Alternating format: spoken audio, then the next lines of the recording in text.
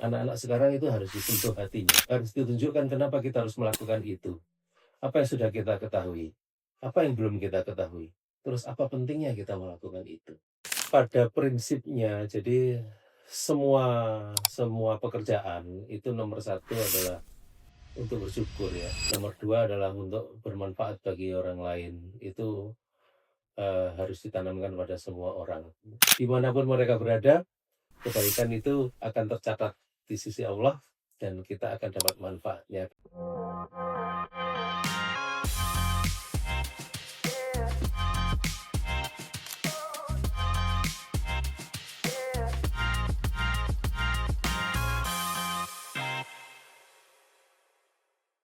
Halo Sobat Vision, selamat datang di Vision Talk. Seperti biasa sama saya, Dr. Farid.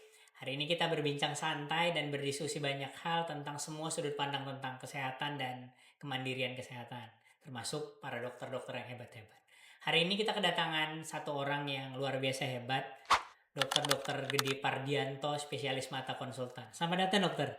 Terima kasih atas undangannya. Dokter boleh perkenalkan dulu dok, kira-kira dok ke teman-teman semuanya. Halo semua, saya Gede Pardianto, dokter spesialis mata dari Universitas Prima Indonesia.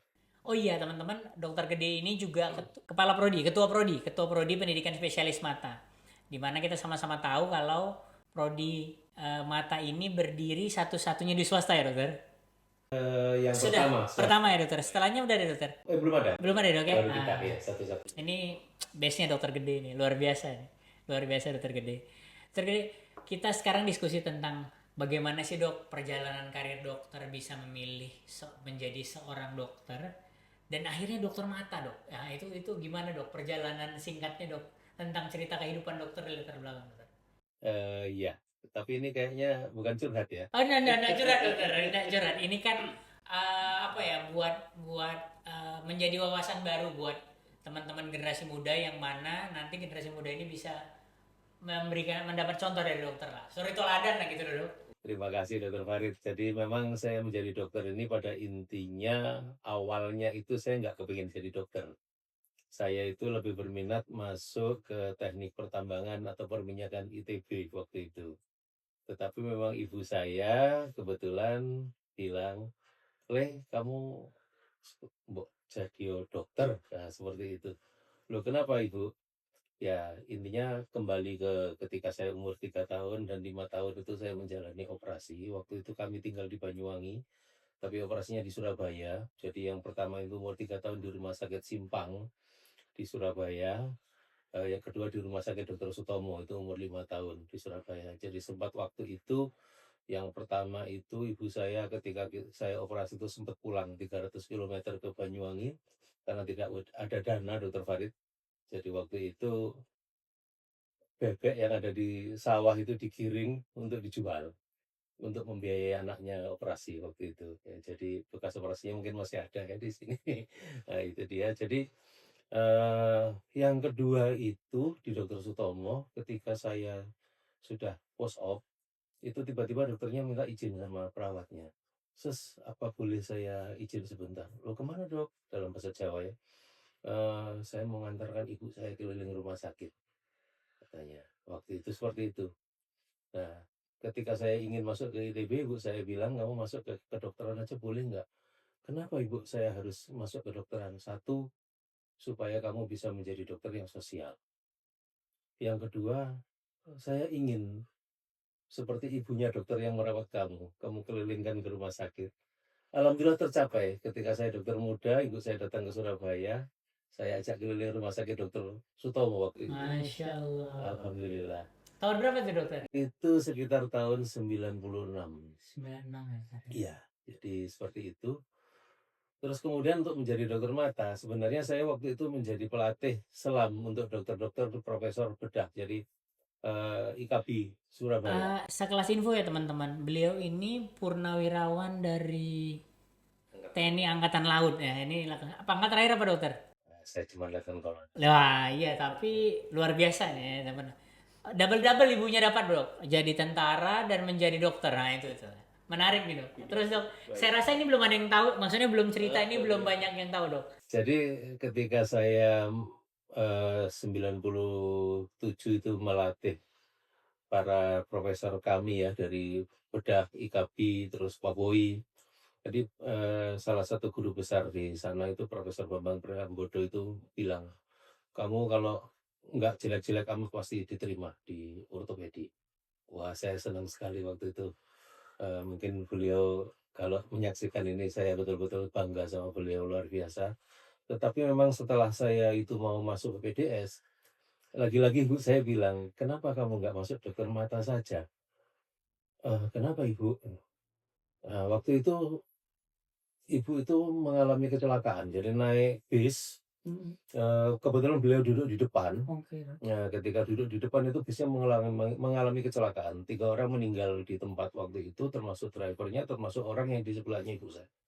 Ibu saya nggak apa-apa, cuman matanya terasa kayak ganjal-ganjal gitu. Terus datanglah ke waktu itu ke dokter Hertoro Prayitno di Banyuwangi.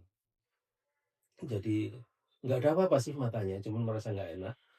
Selagi beliau menunggu, tiba-tiba dokter Hertoro Prayitno itu minta izin untuk keluar, "Mohon maaf saya, keluar sebentar." Terus ada pasien yang nanya, "Kenapa dokter?" "Enggak, itu ibu saya baru turun dari becak. Saya ingin membawakan barangnya." Kata ibu saya, "Aku kok kepingin kamu seperti itu." Ya kebetulan saya ini anak yang paling jadi kebahagiaan saya itu ada di tertunaikannya kewajiban dari dulu. Dan kewajiban utama saya dari dulu adalah ibu saya, terus terang memang. Jadi saya itu setiap kali pulang sekolah, kalau dulu SMP, SMA itu selalu menanya, "Ibu, aku disuruh apa siang ini? Sore ini aku disuruh apa?" Itu memang saya sangat luar biasa untuk, apa namanya, untuk menunggu perintah apa dari ibu saya itu seperti itu. Begitu juga dengan ayah saya juga saya sangat sangat ingin disuruh-suruh, seperti itu. Tetapi memang ketika disuruh menjadi dokter, wah ini kesempatan ini, opportunity. Jadi saya tinggalkan keinginan saya yang pertama untuk masuk ke teknik pertambangan dan atau perminyakan di ITB, yang kedua saya tinggalkan, eee, seat di ortopedi. Dan lucunya kebetulan ketika saya masuk mata, Profesor Bambang Priambodo itu jadi PD1 di FK Unair. Tertangkaplah saya, Gede, sini." Jadi diajak masuk ke ruangannya, ketika masuk ke ruangannya, "Tunggu dulu, kamu kok sudah pakai baju seperti ini? Berarti kamu PPDS? Nggak masuk orto?" Jadi, wah saat itu langsung saya gimana ya ngomongnya, akhirnya saya ceritakan apa adanya. "Ya sudahlah kalau memang nggak mau mengikuti ibumu, ya kita legowo lah istilahnya seperti itu." Tapi memang sosok Profesor Bambang Priambodo sampai saat ini adalah tetap orang yang luar biasa bagi saya. Saya dibesarkan dan ditolong oleh ribuan orang, ya. Jadi saya tidak pernah bisa melupakan masing-masing orang itu, tapi memang Prof. Bambang Priambodo itu juga satu sosok figur utama bagi saya. Jadi dok, ceritanya dokter bisa masuk ke Tentara Angkatan Laut setelah selesai mata atau sebelum dokter? Sebelum, jadi saya adalah program terakhir ketika saya masih dokter muda, Iya dokter. itu program terakhir dokter muda bisa menjadi perwira. Setelah itu harus lulus dokter dulu baru mengikuti pendidikan baru tahun 2. Tapi Angkatan Laut pilihannya waktu itu dokter? Memang saya mencintai angkatan laut sampai sekarang pun, sampai kapan pun saya akan tetap mencintai angkatan laut. Wah, luar biasa teman-teman ya.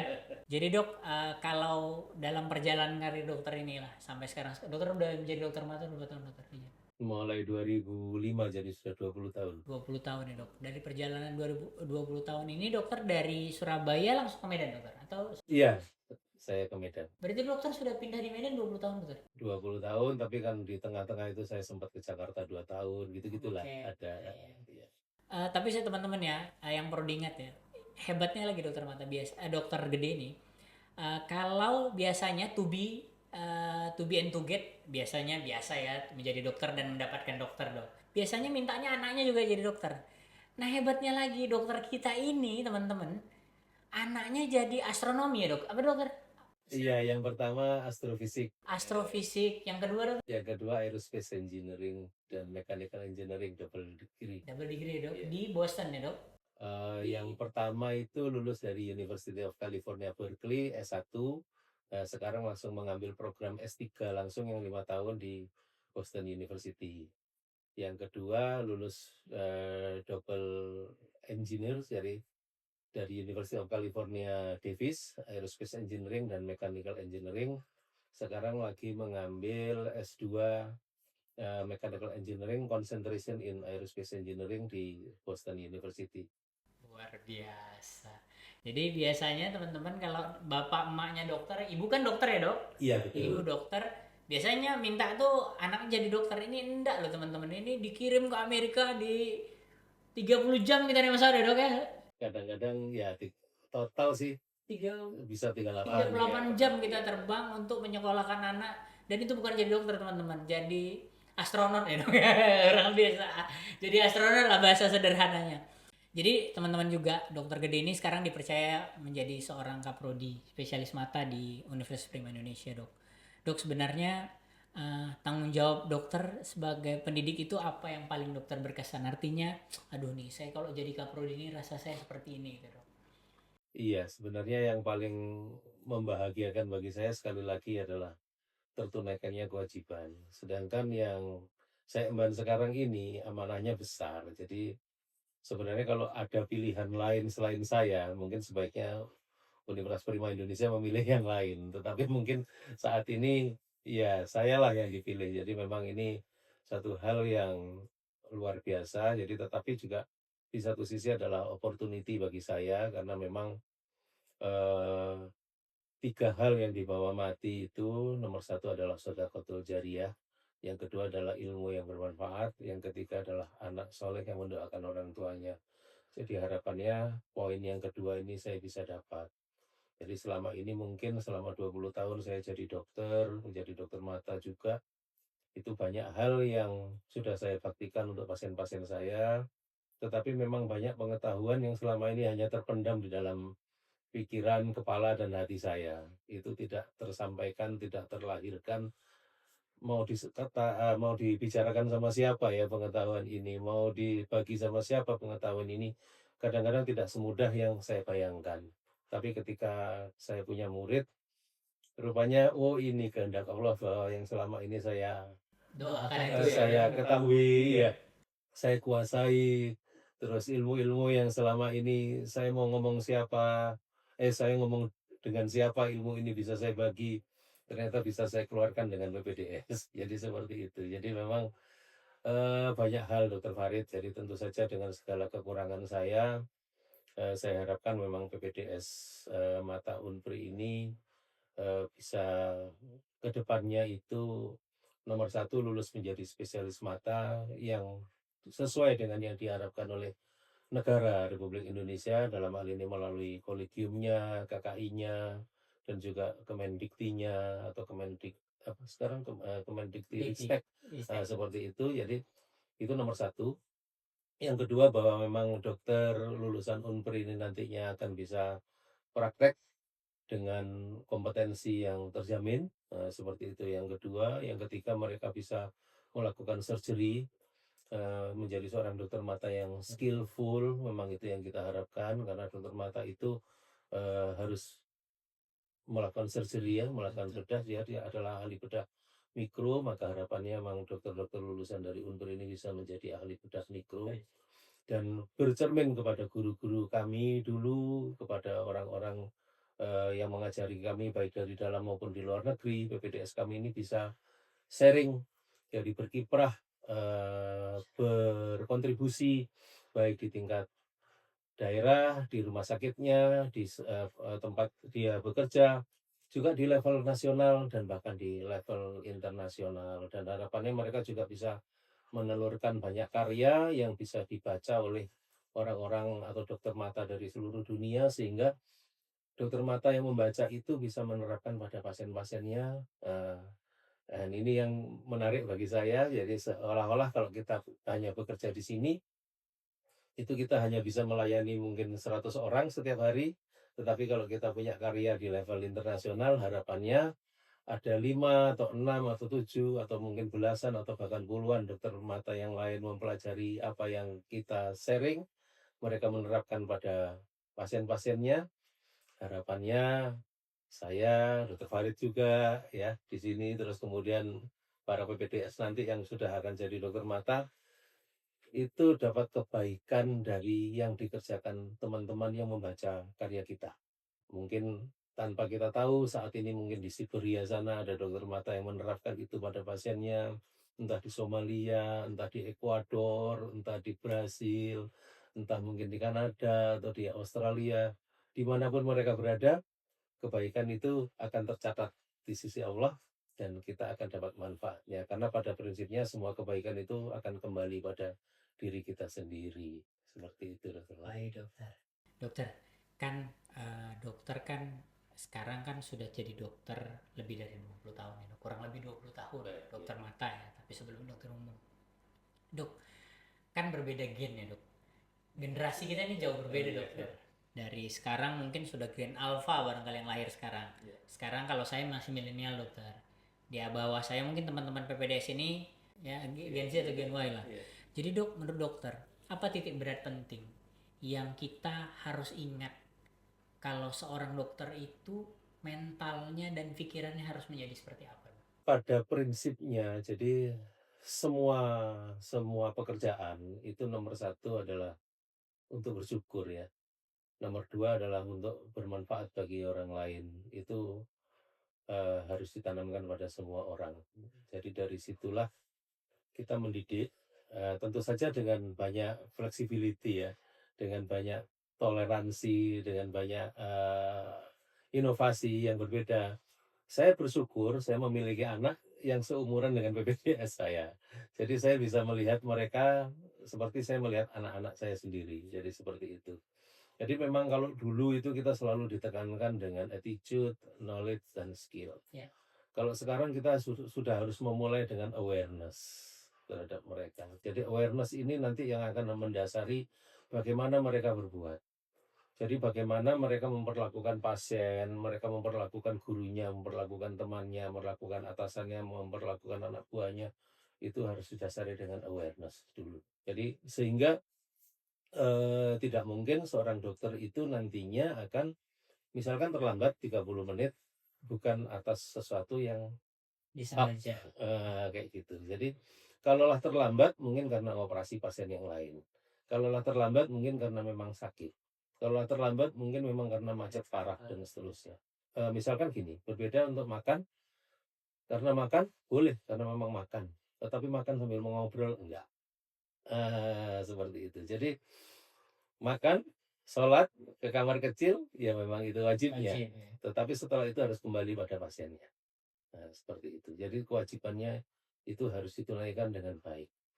Nah, kewajiban itu ditunaikan dengan baik pasti akan kembali menjadi kebaikan yang berlipat ganda bagi kita. Itu berawal dari awareness. Nah, baru dengan dari awareness mereka beranjak kepada attitude, knowledge, dan skill. Tapi di luar itu ada hal yang penting. Karena orang sukses tidak hanya bisa dibangun dari 3 hal itu. Yang lebih besar adalah soft skill. Jadi misalkan bagaimana dia itu ketika pasiennya datang dia berdiri. Ketika pasiennya datang ekspresinya bagus.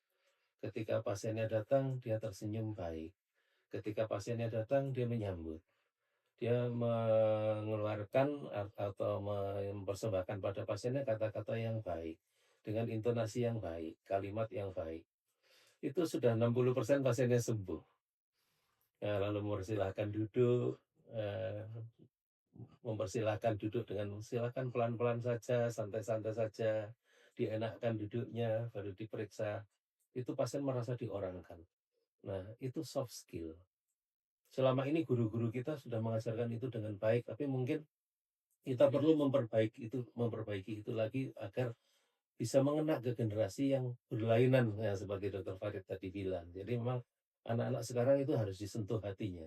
Harus ditunjukkan kenapa kita harus melakukan itu. Apa yang sudah kita ketahui? Apa yang belum kita ketahui? Terus apa pentingnya kita melakukan itu? Nah, dari situ maka kita akan menjadi dokter yang lebih sempurna. Kita nggak mungkin kita manusia menjadi sempurna, tapi kita bisa lebih sempurna dari hari ke hari seperti itu. Jadi kita berlatih soft skill itu sampai seperti itu.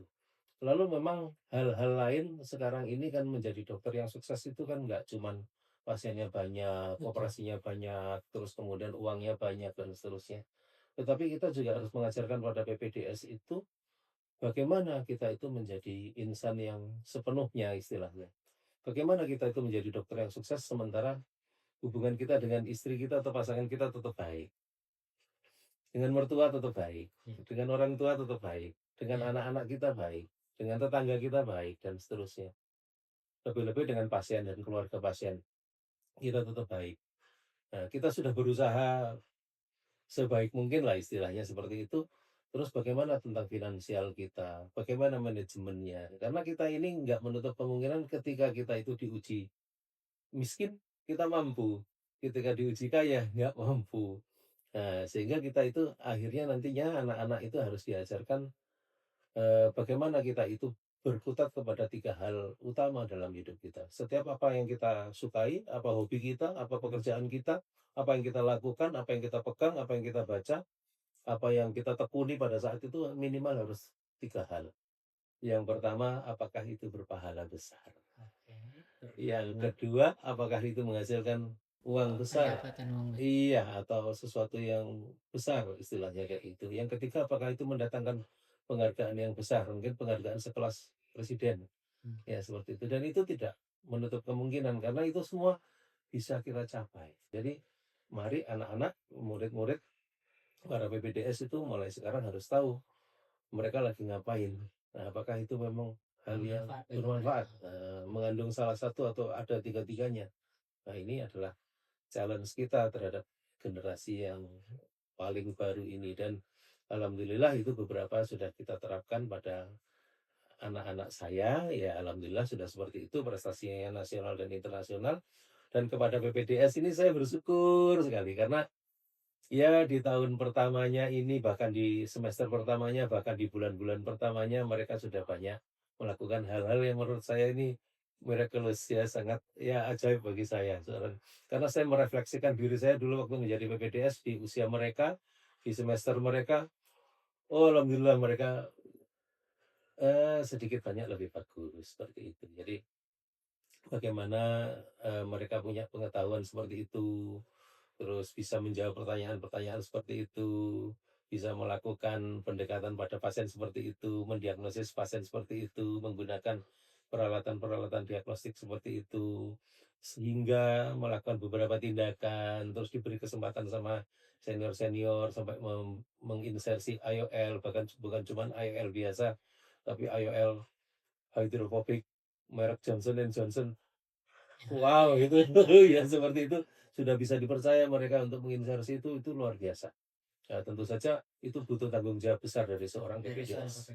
Seperti itu Dan sih. supervisornya ya, Dok? Dan supervisornya dan bagaimana PPDS itu bisa menunjukkan kapabilitas seperti itu tentu saja tidak lepas dari jasanya para supervisornya. Ya, timnya Dr. Farid lah, itu luar biasa. Jadi memang pendekatan berbeda ya, Dokter. Betul. Kalau dulu kita itu memang dipaksa ya, Dok. Kalau generasi saya ini masih dipaksa, Dokter. Jadi dulu tuh saya selalu didoktrin nih sama guru-guru senior saya, Dok. Tulisannya di setiap di atas di USU ya, Dok. Tulisannya adab dulu baru ilmu.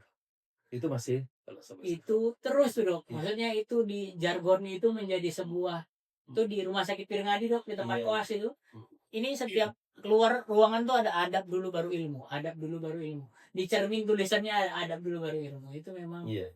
sesuatu Memang adab di atas ilmu. adab. Itu juga menjadi kata-kata saya pertama kali ketika menerima PPDS mata Unpri, itu kalimat yang pertama kali keluar dari lisan saya adalah adab di atas ilmu. Dan kebetulan Universitas Prima Indonesia ini bagian mata punya 20 lagu. 2 lagunya adalah tentang adab di atas ilmu. 20 lagu ya, Dok. Ini Iya. kita belum pernah dengar ini ya, teman-teman ya. Iya, seperti itu. Dan alhamdulillah kemarin adik-adik kita ini para PPDS sudah bisa ikut pertemuan ilmiah Ya. tahunan Ya. mata dan Tampil semua. tampil ya 11 karya ilmiah bisa 11 kita karya, Dok, dari sampaikan 6 ya. orang ya, Dokter. Ya, alhamdulillah. Itu luar biasa. Dan juga stafnya alhamdulillah kita sudah 8 karya ilmiah internasional yang sudah kita kontribusikan ke tingkat internasional kayak gitu. Kemarin di PIT untuk stafnya 7, PPDS-nya 11, stafnya 7. Wah, luar biasa. Terus yang internasional sudah 8. 6 diterbitkan oleh Springer, 1 oleh Elsevier, dan 1 ya G3. Oh, iya, luar biasa dokter. Teman-teman biar tahu ya, dokter gede ini tulisannya banyak sekali jurnal internasional. Untuk di buku beliau dokter sudah menerbitkan berapa buku dokter? Yang kolaborasi internasional itu 3, yang 3 dokter. lain mungkin 5 ya. 5. Iya. Ya, kurang lebih lah, 8 sampai 10 buku kalau tidak salah yang dokter sudah terbitkan, dan itu menjadi pahala jariah bagi dokter. Insyaallah, amin ya Allah. Nah, gimana dok cara bagi waktunya, dokter tuh bisa membagi waktu itu semuanya sampai semuanya bisa sesuai dengan harapan? Jadi awalnya itu sebenarnya ini lagi-lagi bukan curhat ya. Siap dokter. Jadi tahun 2014 saya itu awal saya sakit ya, sampai sekarang saya belum betul-betul sehat.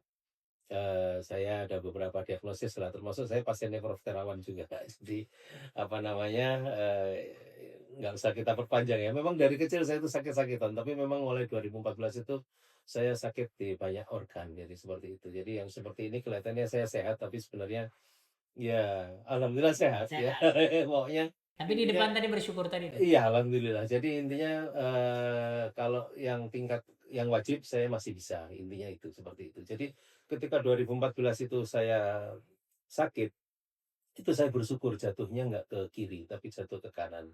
Dalam arti waktu itu saya langsung mengisi hari-hari saya itu, saya langsung mematikan WA, mematikan TV-TV yang dengan berita-berita nggak bagus itu. Waktu itu kan pilpres dan seterusnya itu saya menutup diri dari dunia yang artinya negatif. Nah, dan saya isi dengan buku-buku ya. Saya akhirnya membaca sampai 100 buku lebih, buku-buku motivasional, buku-buku tentang makna hidup, buku-buku tentang bagaimana berpikir positif, bagaimana bangkit dari apa namanya, keterpurukan dan seterusnya seperti itulah. Terus saya mengisi kalimat-kalimat yang bagus di dalam diri saya, hanya mendengarkan lagu-lagu yang sifatnya motivasional, hanya melihat TV atau film atau apapun hanya yang bagus, yang positif seperti itu. Itu awalnya dari sana. Lalu memang akhirnya saya menemukan, sebuah pemahaman bahwa kita ini hidup 24 jam itu memang akhirnya tidak ada yang urusan dunia. Nah, seperti sekarang ini insya Allah ini bukan urusan dunia karena ini urusan wa tawassaw bil haq, wa tawassaw bis sabr, wa tawassaw bil marhamah. Jadi, saling mengingatkan dalam urusan kebenaran, dalam urusan kesabaran, dan urusan kasih sayang. Nah, seperti itu. Akhirnya saya berada pada satu, apa namanya, satu titik di mana saya memahami itu. Jadi ketika mulai bangun tidur, saya bersyukur karena bangun tidur itu adalah perintah. Saya harus bangun, memang harus bangun. Kemudian mulai 2014 itu alhamdulillah saya diberikan ilham oleh Allah untuk melakukan tahajud sampai sekarang nggak pernah putus, satu malam pun. Itu saya bersyukur bisa puasa Daud dan seterusnya. Itu berawal dari sakit semuanya. Jadi karena sakit itulah makanya saya menemukan hikmah yang mau saya ceritakan ini. Jadi ketika bangun kita melakukan kewajiban, yaitu bangun. Lalu kita bersyukur ketika bangun, membaca doa, itu adalah perintah. Lalu ke kamar kecil adalah perintah. Mohon maaf buang air adalah perintah. Terus kemudian berwudu itu perintah. Terus kemudian tahajud perintah. Sholat witir perintah. Hingga kemudian selesai sholat subuh itu perintah. Menjaga kesehatan itu perintah. Saya selalu berolahraga dengan satu kilo barbel kiri kanan.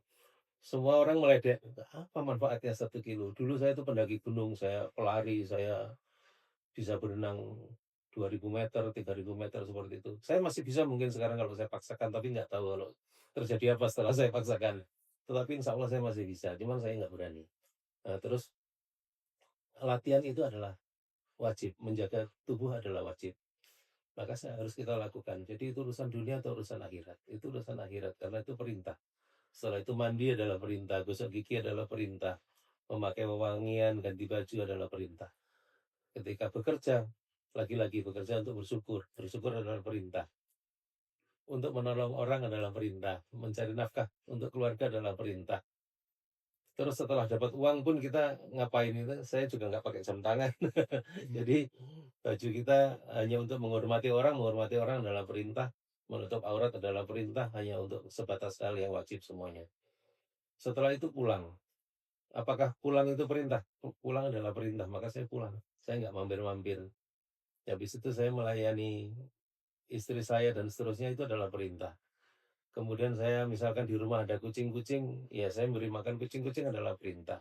Setelah itu mandi sore perintah, sholat maghrib perintah. Sampai akhirnya tidur juga perintah. Mulai lagi dari Iya, circle besok. bangun lagi perintah. Jadi seperti itu. Jadi mana urusan dunianya, enggak ada. Nah, di tengah-tengah itu ketika kita itu tidak ada pasien, saya berusaha menghubungi mungkin kulit saya atau siapa. Kalau lagi kosong saya menulis dan seterusnya. Sehingga tidak ada waktu yang terbuang. Akhirnya ya itu tadi. eh, dan memang yang paling besar Dr. Farid ketika terjadi COVID. Ketika COVID itu saya melihat orang-orang bingung ya karena perbedaannya besar antara hari yang kemarin dengan hari ini, perbedaannya besar. Tapi alhamdulillah karena saya sudah sakit duluan, saya sudah mobilitas terbatas dari Dari 6 2000. tahun sebelumnya. Jadi ketika COVID saya nggak terlalu kaget. Ya, Nah tiba-tiba saya punya banyak teman yang seperti saya, nggak kemana-mana, nggak pergi-pergi. Ini bukan bersyukur karena COVID ya, tetapi Betul. ada hikmah di situ. Terus kemudian saya melihat ada namanya Dokter Adi Prakoso, itu mengadakan webinar, mengundang Profesor Fasafada dari India. Terus dalam webinar itu beliau bilang, ini antar saya ngajak teman saya. Terpikir oleh saya kan juga punya banyak teman. Nah, lalu dari situlah saya mencoba menghubungi teman saya satu-satu. Itulah terjadi Maestro. Nggak menyangka akhirnya program Maestro itu bisa diikuti oleh lebih dari 10.000 kalau di total ya. Peserta dari 127 negara. Kita ini mengadakan event apa ya yang bisa pesertanya dari 127 negara, itu luar biasa, itu nggak pernah saya bayangkan. Dan gara-gara itu saya diundang ya melalui Zoom juga untuk menjadi panelis di beberapa tempat. Terus kemudian menjadi moderator di WOC, World Ophthalmology Congress Indonesia. Jadi itu mungkin waktu itu nggak tahu ada berapa orang Indonesia yang pernah melakukan itu. Jadi saya merasa bersyukur sekali. Tapi setelah itu tidak lanjutnya apa ya? Saya undang mereka untuk bikin buku. Ternyata mau. Ya akhirnya itulah waktu kita menjadi lebih bermanfaat seperti itu. Jadi yang seperti itu mudah-mudahan harapannya bisa menjadi teladan bagi anak-anak, bagi murid-murid. Karena itu memang kita ini berusaha ya 3 lagi. Kalau 3 itu tadi, amal jariah, ilmu yang bermanfaat, ya anak soleh yang mendoakan, itu yang paling utamanya. Seperti itu kira-kira Dokter. Luar biasa filosofi hidup dokter nih. Memang benar ya dok yang dokter sampaikan. Memang perjalanan kehidupan ini kita aja cerita kalau ini bahasa dunia ya. Tapi semua yang kita lakukan sebenarnya memang perintah Allah juga. Iya, selama Artinya, itu kita pahami, iya, terus kita berniat meluruskan niat, mudah-mudahan memang nggak ada urusan dunia. Dan apapun yang berlaku di sekarang sama kita dok, itu memang sudah ditulis juga ya dok. Artinya kita sudah jalani nih, artinya kita jalani memang atas izinnya juga gitu ya dok. Artinya luar biasa dokter. Dokter, ini terima kasih banyak dokter. Dokter Saya sudah terima kasih Dokter mau berbagi cerita dan berbagi rasa buat kita semua dokter. Jadi dok katanya sebelum tutup nih dok, dokter harus berikan sebuah kata-kata yang inspiratif bagi seluruh generasi muda, khususnya di bidang kedokteran. Boleh dokter sampaikan pesan singkat yang rasanya membangun untuk mereka tumbuh menjadi generasi hebat sebagai seorang dokter. Dokter boleh sampaikan ini di sini ya dokter. Wahai anak-anakku barangkali dokter. Ya, jadi mungkin sebagian sudah saya sampaikan ya tadi ya. Memang sebaiknya kita itu, dan saya sudah menjalaninya, memang